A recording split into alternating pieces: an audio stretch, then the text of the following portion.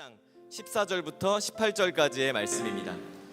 요한복음 1장 14절부터 18절까지의 말씀을 여러분이 한 절씩 번갈아 가면서 교독하도록 하겠습니다. 제가 먼저 14절 말씀 읽겠습니다. 그 말씀이 육신이 돼 우리 가운데 계셨기에 우리는 그분의 영광을 보았습니다. 그것은 은혜와 진리가 충만한 아버지의 독생자의 영광이었습니다. 요한은 그분에 대해 증언해 외쳤습니다. 내가 전에 내 뒤에 오시는 그분이 나보다 앞선 것은 나보다 먼저 계셨기 때문이다 라고 말했는데 그분이 바로 이분이시다. 그분의 충만함으로부터 우리 모두는 분에 넘치는 은혜를 받았습니다. 율법은 모세를 통해 주셨지만 은혜와 진리는 예수 그리스도를 통해 왔습니다. 우리 함께 읽겠습니다. 지금까지 아무도 하나님을 본 사람이 없었습니다. 그러나 아버지 품에 계시는 독생자께서 하나님을 알려주셨습니다. 아멘. 새로운 세대에 대해서 우리가 흔히 얘기하는 MZ세대에 대해서 이야기할 때 항상 그들을 특정하는 단어 중에 하나가 현실주의, 현실적이다라는 말입니다. 그래서 신조어들에 보면 소확행이라든지 욜로, 현생 이런 신조어들이 미래에 막연한 기대보다는 지금 당장의 만족과 경험, 내 손에 오늘 확실히 쥘 수 있는 무언가를 중요하게 여기는 세대들이다라는 것을 알 수 있게 하죠. 그래서 교회를 연구하는 많은 교회학자들이 그런 이야기를 해요. 예전에는 전도하는 것이 쉬웠을지 모르지만 현실을 살아가는, 현실을 중요하는 현실적인 이 세대들을 전도하는 것은 너무나 힘든 일이다. 왜 그럴까? 복음이라는 것이 현실적이지 않고 손에 잡히지 않고, 복음은 보통 미래적인 소망을 이야기하기 때문에 그렇습니다. 그런 의미에서 교회를 보면 교회에서 사용하는 단어들, 교회가 추구하는 비전의 방향은 세상이 추구하는 것과는 전혀 다른, 특별히 젊은 세대가 추구하는 것과는 전혀 다르다는 것을 알 수 있죠. 소확행, 소소하고 확실한 행복을 교회에서는 이야기하지 않습니다. 우리는 하나님 나라를 기다리며 오늘의 고난의 시간을 지나가는 사람들이기 때문에 욜로, 한 번뿐인 인생, 정말로 내 뜻대로 살아가 보자. 우리는 내 뜻대로 살아가는 인생을 이야기하지 않습니다. 한 번뿐인 인생, 주를 위하여 헌신하는 인생을 살아가자고 이야기하죠. 현생, 오늘을 살아가는 하루를 이야기하지 않고 우리는 하나님 나라를 바라보며 오늘을 이겨내는 하루를 이야기합니다. 이렇게 보면 교회가 최신 트렌드하고는 전혀 다른 노선을 걷고 있는 것만 같고 구시대적인 사고관을 가진 공동체가 교회인 것처럼 보입니다. 시대에 뒤떨어진 곳처럼 여겨질 수 있다는 거예요. 정말로 그런가? 저는 말씀을 볼 때마다, 또 예수 그리스도를 묵상할 때마다, 이 성탄절이 다가와서 이 땅에 오신 예수님을 생각할 때마다 전혀 그렇지 않다라는 생각이 들어요. 성경은 그 어느 무엇보다도 현실적이고 하나님은 그 무엇 누구보다도 트렌디하신 분이시거든요. 오히려 하나님은 굉장히 현실적인 분이세요. 우리가 다만 하나님을 2000년 전의 이미지, 아주 오래전 레오나르도 다빈치의 그림 속에 수염난 할아버지의 모습으로 생각하려고 하다 보니까 하나님이 시대에 동떨어진 분이고 구시대적인 분처럼 여기는 것이지, 여러분, 이 시대를 만드시는 분도 하나님이시고요, 시간을 만드셨던 분도 하나님이시고 문화를 이끌어 가시는 분도 하나님이시며, 우리가 트렌디하다고 생각하는 이 시간 가운데 운영하시는 분이 하나님이시다라는 것을 우리는 기억해야 합니다. 우리가 TV에 나오는 연예인들 멋있게 옷을 입고 있지만 멋있게 옷을 입고 있는 그 연예인을 만드신 이도 하나님이신 거예요. 결국 그 누구보다도 하나님은 더 아름답고 멋있고 사랑스럽고 로맨틱하시며 트렌디한 분이시다라는 것을 우리는 기억해야 합니다. 우리부터가 그 고정관념을 깨야 돼요. 교회에 와서 하나님, 주님 이렇게 하면서 머릿속에 주님을 외치면서 나도 모르게 수염난 할아버지의 모습을 생각하고 있는 우리의 이 고정관념을 깨야 되는 거예요. 하나님은 누구보다도 친밀하신 분이고, 이렇게 표현하면 경박스러울 수 있을지 모르겠지만 이제 막 태어난 아이를 바라봤을 때 정말로 너무나 귀엽지 않습니까? 하나님은 그 누구보다도 그 순수한 귀여움을 가지신 분이시다라는 걸 우리가 기억해야 하는 거예요. 하나님이라고 해서 아주 나이 많은, 몇만 년의 나이가 있으신 그런 존재가 아니다라는 것을 우리가 기억한다라면 하나님이 얼마나 트렌디한 분이신지를 알 수 있는 거예요. 그래서 우리가 크리스마스 프로젝트 예배를 하는 겁니다. 많은 사람들이 교회에 오기 싫어하는 이유가 교회는 구시대적이다, 교회는 무언가 뒤떨어져 있다, 트렌디하지 못하다, 그렇지 않다라는 거예요. 우리가 교회에서 함께 예배하고 우리가 날마다 경험하는 하나님은 너무나 친밀하고 그 누구보다도 오늘을 이해하시고 그 누구보다도 우리의 마음 깊은 곳을 알고 계시고 치유하시는 분이시다라는 것을 소개하기 위해서 우리가 12월 한 달 동안 크리스마스 프로젝트 예배를 하는 것입니다. 그래서 12월 달에는 저는 여러분들도 전도를 트렌디하게 할 수 있으면 좋을 것 같아요. 뭔가 여러분들 나름대로 하나님에 대한 이야기를 어떻게 하면 정말로 그들의 눈에 맞춰서 할 수 있을까를 고민하고 도전하는 12월 달이 되기를 소망합니다. 오늘 말씀이 딱 그 말씀이에요. 하나님께서 얼마나 트렌디하신지, 우리가 생각하는 것보다 얼마나 현실적이신지를 가늠해 볼 수 있는 말씀이 오늘 말씀입니다. 14절 말씀 함께 읽어볼까요? 시작. 우리 가운데 계셨기에 우리는 그분의 영광을 보았습니다. 그것은 은혜와 진리가 충만한 아버지의 독생자의 영광이었습니다. 아멘. 태초에 하나님이 계셨고 요한복음 1장 1절에 태초에 말씀이 있었다라고 이야기합니다. 그리고 오늘 읽은 14절 말씀에 가서 그 태초부터 있었던 말씀이 육신이 되어 우리 가운데 찾아왔다. 바로 예수 그리스도께서, 말씀이신 예수 그리스도께서 인간의 몸을 입고 이 땅 가운데 오셨다라고 이야기하죠. 태초에 하나님께서 천지를 창조하셨을 때 우리는 하나님의 영광 안에 살아가는 존재였습니다. 하나님과 교제하며 하나님과 친밀하게 살아가는 존재였죠. 그러나 우리가 잘 알고 있듯이 창세기 역사가 보여주던 인간의 죄성으로 인하여서 그 친밀함이 깨지고 하나님과 점점 더 멀어지며 하나님의 영광을 떠나 살기 시작한 거예요. 그러자 하나님은 사람들에게서 점점 더 잊혀져 갔고, 하나님은 전설 속에 혹은 오래된 책 속에 있는 분, 우리와 동떨어져 있는 비현실적인 존재로 여겨진 것이죠. 그런데 오늘 말씀이 무엇을 이야기합니까?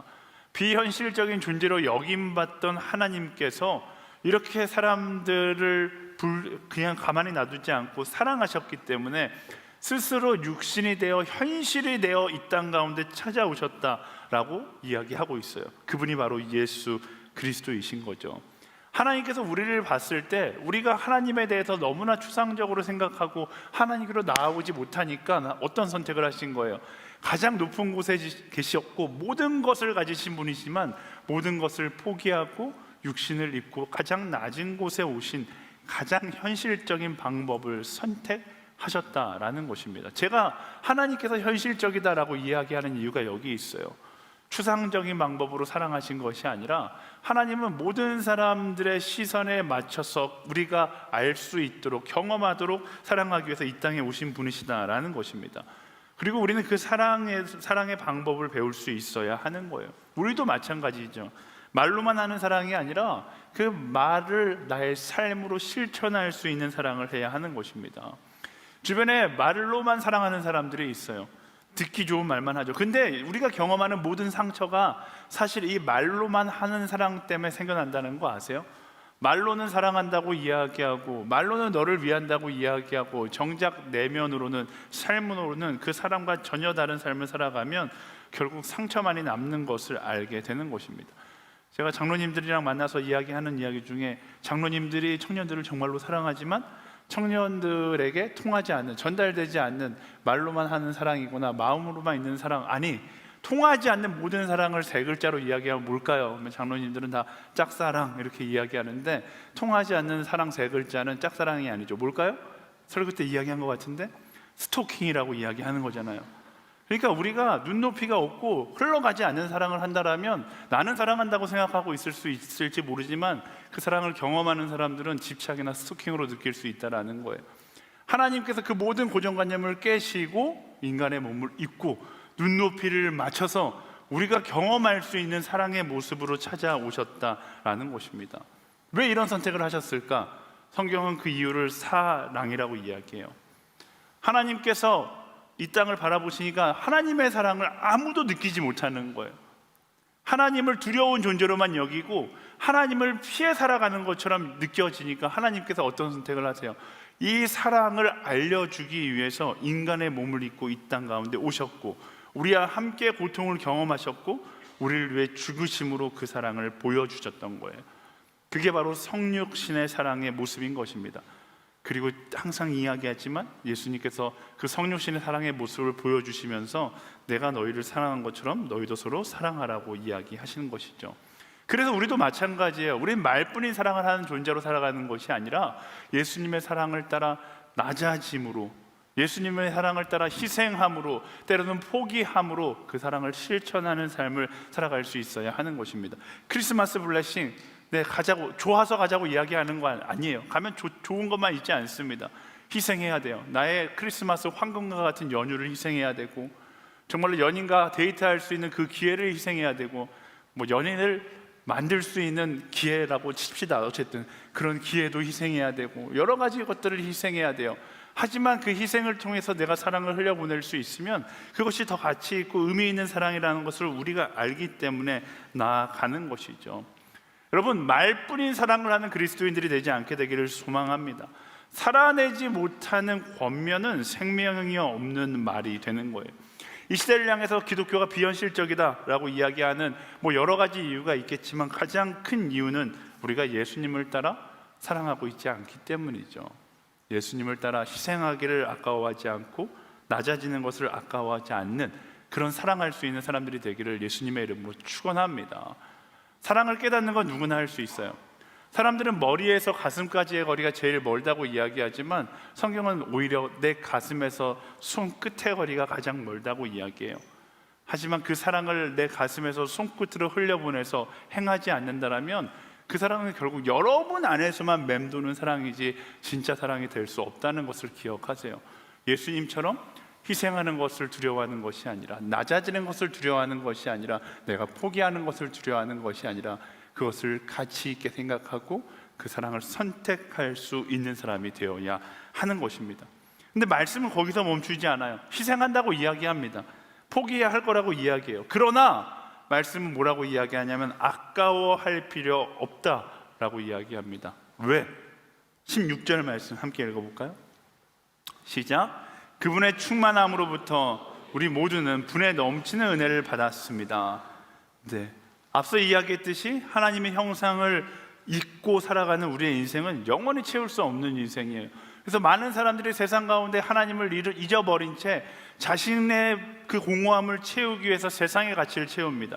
물질의 가치를 채우고 성공의 가치를 채우고, 제가 앞서 이야기한 희생과 포기 다 뭐예요? 세상의 가치를 포기하고 세상의 가치를 희생하는 건데 그게 너무 아깝게 느껴지니까 못하는 거잖아요. 근데 원래 그 자리는 그 돈이 있어야 될 자리가 아니었고 성공이 있어야 될 자리가 아니었고 하나님이 계셔야 했던 자리였던 것이죠. 근데 하나님이 그 자리에 없으니까 우리는 끊임없이 세상의 가치로 내 인생을 채우고 싶어 하는 거예요. 그런데 사마리아 여인에게 예수님이 가서 그 물은 마셔도 목마르겠지만 너를 영원히 목마르지 않게 할 수 있는 것 한 가지가 있는데 뭐라고 말씀하세요? 생명의 물인 나다라고 말씀하시잖아요. 원래 우리가 인생의 갈망의 자리에는 하나님을 채울 수 있어야 하는 것입니다. 그리고 오늘 말씀 가운데 이야기하듯이 그의 충만함이, 예수 그리스도의 충만함이 우리 안에 함께 할 때 우리는 더 이상 목말라 하지 않고 분에 넘치는 은혜를 받게 된다라고 이야기하는 거예요. 이것을 이해하기 쉽게 하기 위해서 말씀은 그런 은혜와 율법을 비교하는데 17절 말씀 함께 읽어볼까요? 시작. 율법은 모세를 통해 주셨지만 은혜와 진리는 예수 그리스도를 통해 왔습니다. 근데 모세를 통해 우리에게 주어진 율법은 어떤 역할을 하는 것인가? 네, 말씀이 이야기하는 율법의 역할은 그거예요. 우리가 깨진 그릇이라는 것을 알게 해주는 거예요. 제가 말씀드렸죠. 하나님의 형상을 잊어버릴 순간, 하나님의 형상을 잃어버린 그 순간 우리는 깨진 그릇과 같은 존재가 된 거예요. 아무리 세상의 것들로 채우려고 해도 우리 인생 자체가 깨졌기 때문에 절대로 채워지지 않는 인생을 살아가는 것이죠. 율법이 그걸 깨닫게 하는 거예요. 율법이 말하길 너는 깨어진 그릇이라는 것을 알아라. 채워봐. 열심히 세상의 것들로 너를 채워봐. 절대로 채울 수 없다. 이게 율법이 우리를 조롱하는 것이 아니라 율법이 우리의 연약함을 깨닫게 하기 위해서 존재한다라는 것입니다. 그리고 세상의 것으로 우리를 채울 수 없다는 것을 깨달으면 어떻게 되는 거예요? 그때 비로소 하나님의 은혜 앞으로 나아오게 하는 것.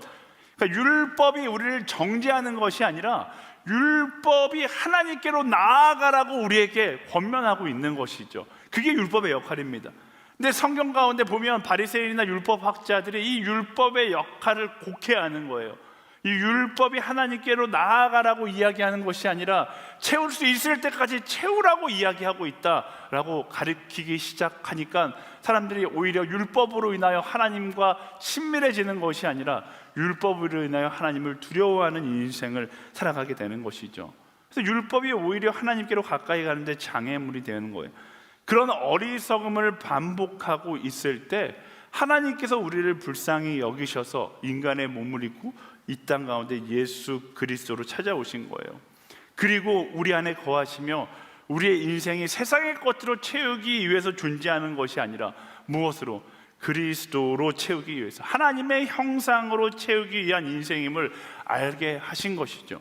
마치 저 그림과 같은 거예요. 우리는 깨어진 그릇에 물을 담으려고 노력하지만 애초부터 이 그릇은 물을 담는 그릇이 아니라 빛을 담는 그릇이라는 것을 예수님께서 우리에게 알려주시는 것이죠. 이게 바로 은혜인 거예요. 애초부터 우리는 스스로 깨진 부분을 막을 수 없는 인생이었습니다. 근데 그 깨진 인생을 숨기려 했고 드러날까 두려워했고 채울 수 없는 무언가로 채우기 위해서 아둥바둥 살았는데 예수 그리스도께서 내 안에 가득 넘치는 인생이 되니까 은혜를 경험하고 그때부터는 더 이상 세상의 것들로 나를 채우려는 그런 갈망의 인생이 아니라 예수 그리스도 안에서 감사함으로 살아가는 인생이 되는 것이죠. 세상의 것을 채우려는 어리석음을 버리고 예수 그리스도로 채워 넘치는 하나님의 은혜 앞에 감사하는 인생으로 전환되기 시작하는 거예요. 근데 여기서 중요한 포인트가 하나 있습니다. 오늘 말씀은 그 은혜가 단순히 찬 것이 아니라, 가득 찬 것이 아니라 넘치는, 분에 넘치는 은혜라고 이야기해요. 16절 말씀 읽어볼까요? 시작. 분에 넘치는 은혜를 받았습니다. 아멘. 충만함은 그냥 가득 넘치고 끝나는 거예요. 가득 채워지고 끝나는 것이 아니라 끊임없이 넘쳐나는 거예요. 이 말은 곧 그 은혜는 끝이 없어서 아무리 비우도 채워진다라는 것을 의미하죠. 쉽게 말하면 은혜는 무한 리필된다라는 것입니다. 이 무한 리필은 세상의 무한 리필과는 달라요. 세상의 무한 리필은 한계가 있잖아요. 제가 한 2달 전에 러브 소나타를 답사를 갔다가 예전에 SNS에서 사역했던 주하늘 목사님, 이 목사가 되셨어요. 주하늘 목사님이 오사카에 정말로 맛있는 뷔페 초밥 무한 리필 집이 있다라는 거예요. 그날 아침에 그 주하늘 목사님을 데리고 제가 오사카 성을 2바퀴를 뛰었거든요. 그러니까 이제 뱃속을 싹 다 비우고 우리가 이 무한 리필을 털어보겠다는 마음으로 그 집에 방문을 했어요.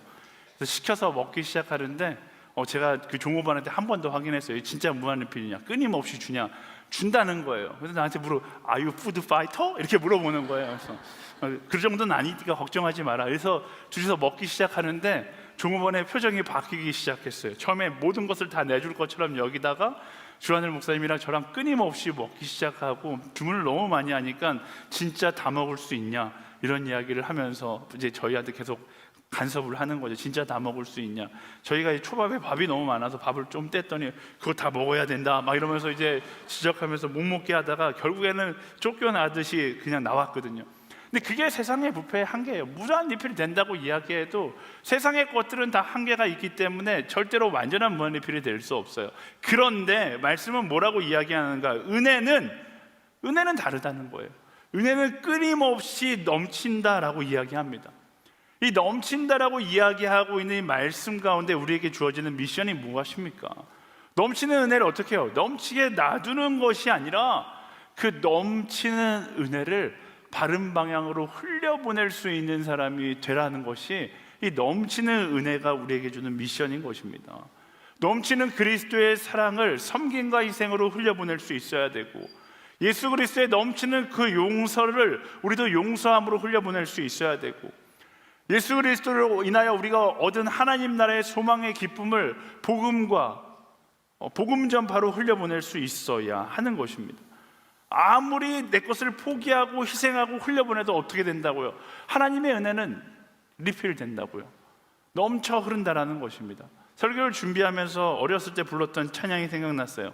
여러분 가운데 이 찬양을 아시는 분은 저랑 비슷한 세대라는 건데, 사랑은, 제가 노래를 용기 내서 불러볼게요. 네. 사랑은 참으로 버리는 것, 이 정도 되면 같이 불러주셔야 돼요. 네. 버리는 것, 버리는 것, 참으로 버리는 것, 더 가지지 않는 것. 이상하다 동전 한 입 움켜잡으면 없어지고, 빌려주면 풍성해져 땅 위에 가득하네. 사랑은 참으로 버리는 것, 버리는 것, 버리는 것. 사랑은 참으로 버리는 것, 더 가지지 않는 것. 사모님 감사합니다. 네. 네. 뭐 저만 아는 것 같은데, 어쨌든 이 자본주의에 위배되는 이 찬양, 어렸을 때 진짜 많이 불렀거든요. 근데 요즘 안 불러요. 근데 저는 이 찬양의 가사 가운데 바로 이 은혜에 대한 비밀이 숨겨져 있다고 생각해요. 버리는 것처럼 느껴지지만 아무리 버려도 내 것은 여전히 차 있게 되는 것, 그게 바로 은혜의 원칙이다라는 것입니다. 그래서 우리가 참된 하나님의 은혜를 경험하면 어떤 삶을 살아간다고, 요즘 말로 은혜의 플렉스의 삶을 살아갈 수 있게 되는 거예요. 더 이상 세상 사람처럼 세상의 것들을 모으기 위해서, 내 인생을 채우기 위해서 아둥바둥 사는 것이 아니라, 내 삶에 하나님께서 부어주신 은혜가 너무나 가득하기 때문에, 그리고 영원히 그것이 무한리필 될 것을 알기 때문에 마음껏 은혜를 플렉스하며 나눠주며 살아가게 된다라는 것이죠. 사랑하는 여러분, 하나님께 받은 사랑을 플렉스하세요. 그러면 더 큰 하나님의 사랑이 내 인생 가운데 채워지게 되어 있는 것입니다. 예수님께 받은 용서를 플렉스하세요. 더 큰 예수 그리스도의 십자가 용서를 경험하게 되는 거예요. 성령께서 우리에게 주시는 격려를 플렉스하세요. 그러면 더 큰 성령의 격려를 받게 되는 것입니다. 하나님의 은혜를 플렉스함으로 내 안에 넘치는 하나님의 은혜를 날마다 경험할 수 있는 우리 모두가 되기를 예수님의 이름으로 축원합니다. 우리 옆 사람에게 선포하겠습니다. 은혜를 플렉스하는 사람이 될지어다. 아멘. 그렇게 은혜를 플렉스하는 인생, 그 인생 가운데 어떤 일들이 이루어지는가? 18절 말씀 이야기합니다. 시작. 지금까지 아무도 하나님을 본 사람이 없었습니다. 그러나 아버지 품에 계시는 독생자께서 하나님을 알려주셨습니다. 아멘. 이게 하나님의 큰 그림이라니까요.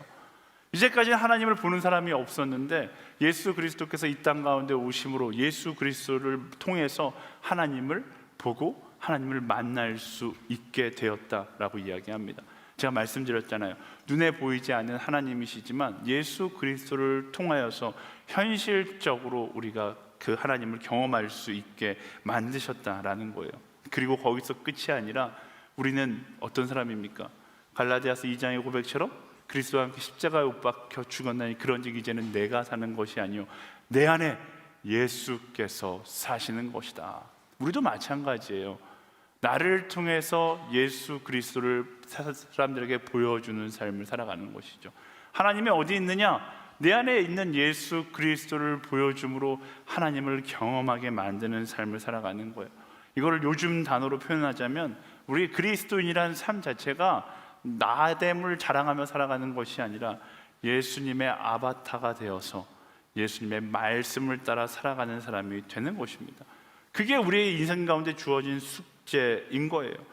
여러분, 아바타 게임 뭐 TV에서 많이 연애 프로 게임이나 이런 데서 많이 나오잖아요. 연애를 못하는 한 사람이 등장해서 정말로 주저하지 못하고 있을 때 이어폰에 아바타가 이렇게 뭐 데이트하자고 이야기해. 그러면 용기 내서 데이트하고 막 이런 장면들을 보잖아요. 우리도 마찬가지예요. 우리의 인간적인 생각들이 있죠. 나의 지식으로 이야기하고 싶은 순간들이 있고 나의 지식으로 판단하고 그렇게 행동하고 싶은 것이 있어요. 근데 우리는 그리스도인 예수님의 아바타의 삶을 살아가는 사람들이잖아요. 내가 원하는 소리에 귀를 막고 예수님께서 내게 말씀하시는 그 음성을 듣고 그 음성을 따라 살아갈 수 있는 사람이 될 수 있어야 하는 것입니다. 하나님께서 그걸 우리에게 요구하고 계시고 우리가 그런 삶을 살아가기를 원하시는 것이죠. 그게 오늘의 교회 비전이잖아요. 예수 바보. 이건 그냥 바보가 아니라 예수님을 바로 보여주는 사람이 되는 것. 그게 교회의 비전이고 우리 성도들의 비전이고 모든 그리스도인들의 비전이 될 수 있어야 하는 것입니다.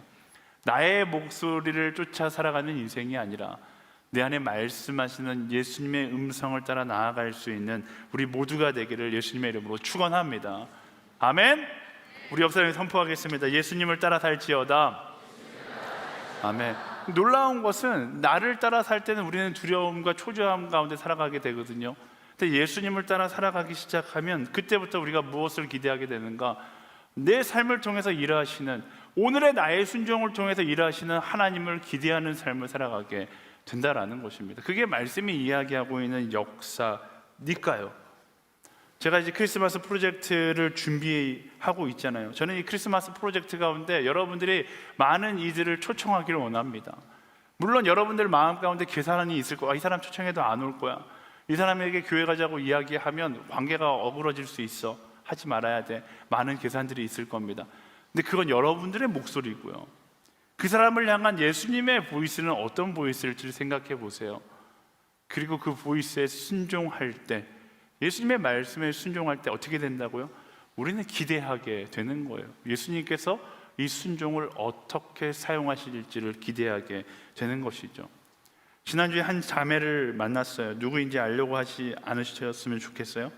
자매가 오늘이 교회에 오랜 시간 다녔는데 제가 몇 년 전 전도 집회를 앞두고 있었을 때 똑같은 설교를 했대요. 그리고 지금 핸드폰을 꺼내 보세요. 그리고 복음을 전하고 싶은 그 사람에게 문자를 보내어서 함께 교회 가자고 이야기해 보세요 라고 고면을 했다라는 거예요. 그래서 그 자매가 평상시 아무 생각 없다가 그 설교를 듣는데 문득 자기와 함께 연구실에 있었던 한 형제가 생각이 났대요. 친하긴 한데 교회를 잘 안 다니는 형제였다라고 하더라고요. 그래서 그냥 그래도 교회 한번 가보자 하면 좋겠다. 그 당시에는 저희 SNS에서 막 재미난 시도들을 많이 했었으니까 이게 재미로라도 어떻게 오면 좋겠다라는 마음에 문자 메시지를 보냈다라는 거예요. 근데 그 형제가 굉장히 기분 나빠하거나 거절을 할 줄 알았는데 아주 흔쾌히 그래 함께 한번 가보자 하고 왔었다라는 거예요. 제 생각에는 그 형제가 자매에 대한 마음이 100% 있었을 것 같아요. 네, 어쨌든 중요한 건 그 형제가 그렇게 교회에 나왔고 그리고 한 주 한 주 함께 다녔고 그러다가 그 형제의 신앙이 세워져 가는 모습을 자매가 보게 되었다라는 거예요. 너무 신기했대요. 그래서 중요한 건 그 너무 신기한 마음과 함께 이상하게 오묘한 마음, 어떤 마음? 남자의 어떤 친구가 남자로 보이기 시작했다라는 거예요. 그렇게 그 모습에 흔들렸고 두 사람은 교회에서 사귀었고 그 형제는 지금 공동체 이 안에 있어요. 누군지 알려고 하지 마시고요. 네, 공동체 리더가 되었고 지금은 다락방장으로 섬기고 있고 이제 2주 후에 결혼을 하게 됩니다. 놀랍지 않습니까? 저는 지난주에 그 두 사람의 이야기를 들으면서 너무 놀랐어요. 누군지 알려고 하지 마세요. 다음 주에 결혼할 때 일어서는 사람일 거예요. 네. 어쨌든 네. 그게 하나님 앞에 말씀에 순종하면 나의 생각을 내려놓고 정말로 예수님께서 내게 주시는 말씀에 순종할 때 우리 인생 가운데 그런 놀라운 기적들을 경험하게 되는 거죠. 우리가 왜 기적을 경험하지 못합니까? 우리의 생각이 순종을 자꾸만 방해하기 때문에 그래요. 기적을 경험하려면 나의 목소리를 내려놓고 순종할 수 있는 용기를 가져야 하는 것입니다. 그래서 제가 오늘도 똑같이 여러분들에게 권면합니다. 우리 12월 한 달 크리스마스 프로젝트를 통해서 정말로 세상에 많은 사람들에게 예수님의 사랑을 흘려보내려고 합니다. 지금 여러분들의 마음 가운데 그 메시지를 함께 나누고 싶은 사람에게 메시지를 보낼 수 있으면 좋을 것 같아요. 핸드폰을 한번 꺼내 보시겠어요? 저는 여러분들이 메시지 보내는 거 어려워할 것 같아서 앞에 QR코드를 찍으면 10가지 상황에 따라 여러 가지 메시지를 카피해서 그냥 보낼 수 있게끔 미리 써놨어요. 네. 여러분의 가족이 되어도 좋고요, 친구가 되어도 좋고 용기 내보는 거예요. 저 해봤자 되겠어. 안 되면 또 어떻습니까? 그 마음 가운데 예수 그리스도라는 그 사랑을 한번 심었다는 게 더 큰 의미가 있는 거죠. 용기 내어서 여러분들 한번 여러분의 친구에게, 가족에게, 한 명이 돼도 좋고 2명이 돼도 좋고 10명이 되어도 좋습니다. 용기 내어서 한번 보내보세요. QR코드 찍어보면 종류별로 다 놔뒀어요. 네, 정말로 대문자 T인 사람 초대합니다. 뭐 이렇게 해도 있을 거고요. 아니면 여러분들의 가족에게 오글거리는 문자 메시지를 보내기 원하시는 분, 오글거리는 멘트로도 준비해 놨습니다. 한번 순종하는 마음으로, 용기 내는 마음으로 문자를 보내보시는 거예요. 네, 말씀드렸잖아요. 12월 첫째 주가 되어도 좋고, 둘째 주가 되어도 좋고, 셋째 주가 되어도 좋고, 넷째 주가 되어도 괜찮습니다. 함께 와서 그리스도의 사랑을 나눌 수 있는 그 자리에 여러분의 사랑하는 이들을 한번 초청해 보기를 원합니다.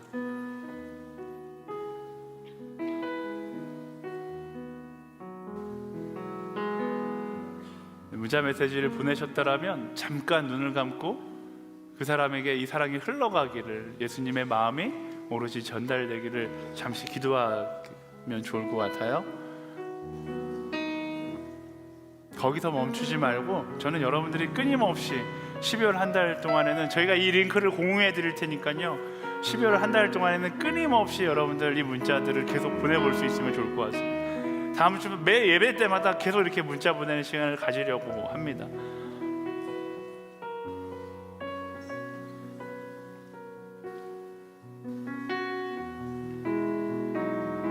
네, 이렇게 사랑을 흘려보내고 나의 생각을 내려놓고 예수님의 말씀에 순종할 때, 오늘 말씀이 이야기하는 것처럼 우리는 어떤 사람이 된다고 이야기합니까? 예수 그리스도를 바로 보여주는 사람이 된다라고 이야기합니다. 그런 책 제목도 있잖아요. 나는 죽고 그리스도로 사는 사람. 그게 바로 우리의 삶의 모습이 되어야 하는 것이죠. 예수님처럼 낮아지고, 예수님처럼 흘려보내고, 예수님처럼 사랑하기를 선택할 수 있는, 그로 인해서 예수 그리스도를 바로 보여줄 수 있는 우리 모두가 되기를 예수님의 이름으로 축원합니다. 우리 옆 사람에게 선포할까요? 예수 밥으로 살아갈지어다. 아멘. 말씀을 정리하고 함께 기도하기를 원합니다. 세 가지 메시지를 나눴습니다. 세상은 복음이 비현실적이라고 이야기하지만 복음처럼 현실적인 것이 없습니다. 인간 하나님의 사랑을 느끼지 못하자 하나님이 사람의 몸을 입고 이 땅 가운데 찾아오신 거예요. 그리고 그 사랑을 증명해서 보여주신 것이죠. 그리고 더 중요한 것은 예수님께서 우리도 그렇게 낮아지고 희생하며 예수님을 따라 사랑하기를 원하신다라는 것입니다. 여러분, 머릿속에 이론으로 남아있는 사랑의 삶 말고요, 두 손으로, 나의 삶으로, 나의 시간으로, 나의 희생으로, 나의 포기로 사랑할 수 있는, 그런 사랑을 할 수 있는 우리 모두가 되기를 소망합니다. 말씀은 그것을 아까워할 필요 없다라고 이야기해요. 왜? 은혜는 영원히 무한 리필되는 것이기 때문에 그래요. 영원히 무한 리필되는 하나님의 은혜를 기억한다라면 우리는 그때부터 플렉스하는 삶을 살아가는 거예요. 세상은 물질로 플렉스하는 것을 자랑하지만 우리는 사랑으로 플렉스하는 것을 자랑하고요, 용기로 플렉스하는 것을 자랑하고, 정말로 격려와 희망의 언어로 플렉스하는 것을 자랑하는 사람이 될 것입니다. 물론 그 플렉스하다 보면 소진되는 것처럼 느껴질 수 있어요. 그런데 그럴 때마다 주님을 바라보세요. 하나님은 무한 리필로 하나님의 은혜를 우리에게 제공해 주시는 분이십니다. 그렇게 세상 가운데 플렉스하며 흘려보낼 때 우리는 어떤 삶을 살아가는가? 예수님을 세상에 바로 보여주는 삶을 살아가는 것이죠. 그런 예수 바보의 삶을 살아가는 우리 모두가 되기를 소망합니다. 예수 바보로 우리를 부르신 하나님께 우리 감사의 영광의 박수를 드리도록 하겠습니다.